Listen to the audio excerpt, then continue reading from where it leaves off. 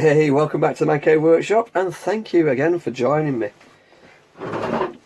Just a little bit more footage on the RT7.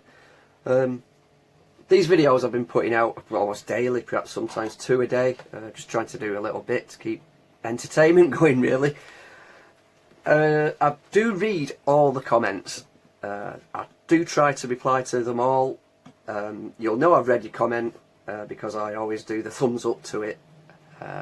Sometimes there isn't a question in the comment, so I don't know how to reply, but I do take heed of what's been said. Now, if you look back at the previous video on these 2 RT7s that I've got in the workshop, one's a blue one that's in very good condition, and this tan one that's not in as good condition, but very restorable. One of the comments was, don't do anything to the blue one, work on the tan one. So I've took that on board, and I understand why. It's nice to have an original set. And all we're up to now is we're just taking the chassis out of the radio. Now, it's held in by the looks of things. It's held in by, what number is this? 4BA socket. It looks like there's 4 nuts holding the chassis in, so we're just going to take them out. It's on a mat rather than it being on a hard surface.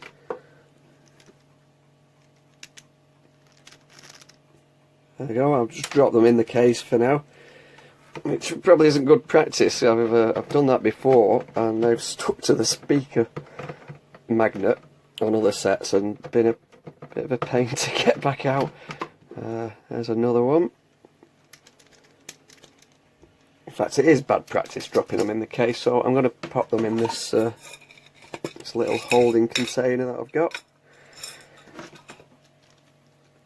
And there's another one, quite accessible really, just down that corner. Let's take that one out.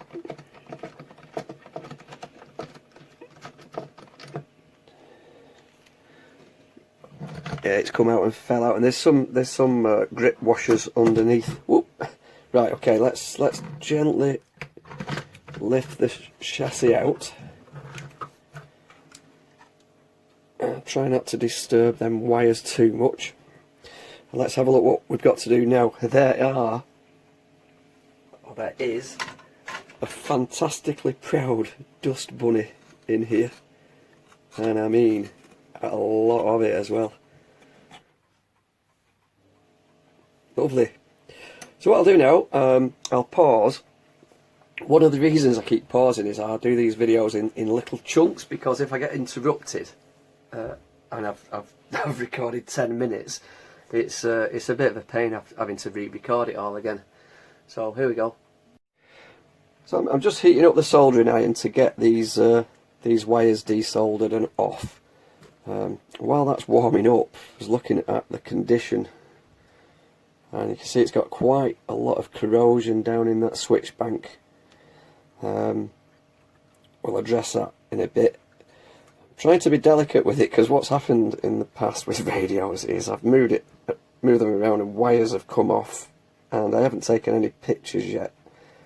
And if you haven't got pictures, the wires come off, you find yourself, it's just an extra job, you find yourself having to retrace everything on the schematic diagram to find out where everything went. So while the soldering iron warms up, we'll take these retaining nuts out of here. There's one. There's one in the corner there. Trying not to get my head in the way.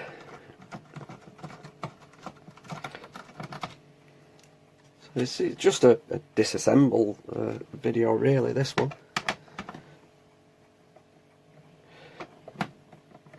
So it has got a lot of muck in it. Sometimes that's a good sign, because you know that nobody's been in there before and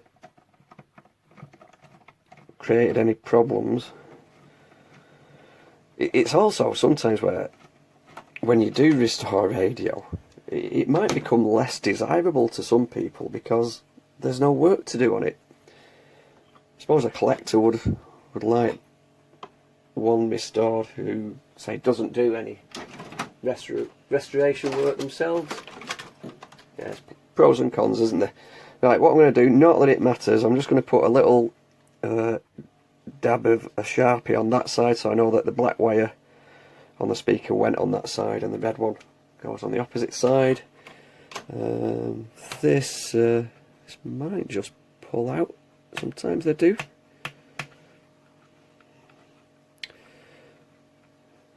Right, so I've heated up the soldering iron. Now, if these don't come off easily,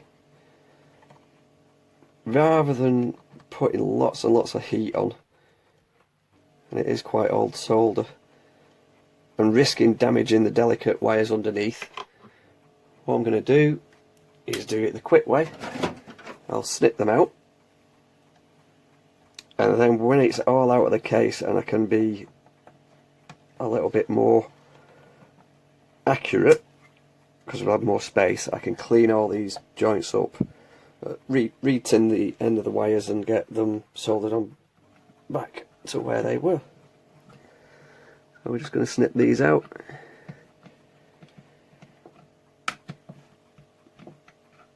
There we go. So that should release the chassis completely. Let's put that on one side.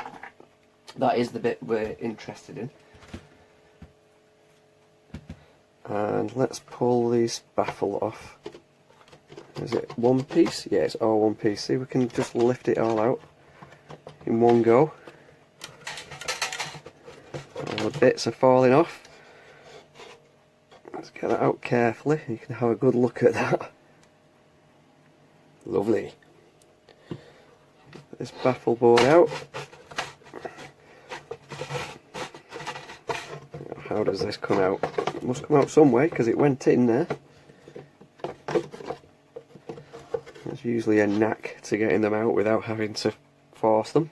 Again, lovely. And the grill, the grill there, that's going to need some attention. Right, what I'm going to do is collect all these nuts and bolts up that we've just removed, and prior to what I just said, I'm just going to pop them back on where they went while we work on this set. So there we go, all the nuts and the washers are back to where they went, so we won't lose them. What I'm actually going to do now is take this whole thing out into the garden outside, and with a soft brush just brush it down and wash my hands because it's literally filthy. It's okay, well, just the chassis now on the bench of this RT7, and I took a few pictures of where all these wires connect just in case. Not sure about this battery snap that's been put on. Let's have a look if it's been soldered or not. Feels like masking tape around it, and it's gone really brittle. How long does that lead? Tell you what, let's just get rid of that. I don't like that. Get that away. Out of the way. We'll keep this, but not into that really. Just looking where these plesses are that we're going to replace, and what I'm going to do. Oh, there's the output transistors I was looking for before. Oh, I couldn't spot them in the set when it was in the case. I'm just going to sort of get these out of the way. Just tie them up here. So that one's the external aerial, and that one's power. Just get them out of the way so we don't end up burning through them. Just keeps them nice and safe while we're working on these plastic capacitors, which I'm sure we are going to have tons of fun with. Right then, so that's the output to the speaker. We can get that out of the way as well. It's just something I've started doing recently because the wires, you know, you're flipping the set over to get at the board, and it just becomes a nuisance when the wires are in the way. So that makes it easier then now to flip over and work on the board. Again, looking, this is a bit of a worrying sign on this one, all that corrosion there. We'll address that later. I'm going to work on it with all the dial face on and everything. I'm going to start work in the next video on recapping these presses. So thank you for joining me in this one. I hope you're enjoying these little snippet videos I keep putting out, just to keep an interest really. So be good to each other, stay safe, I'll catch you in the next video.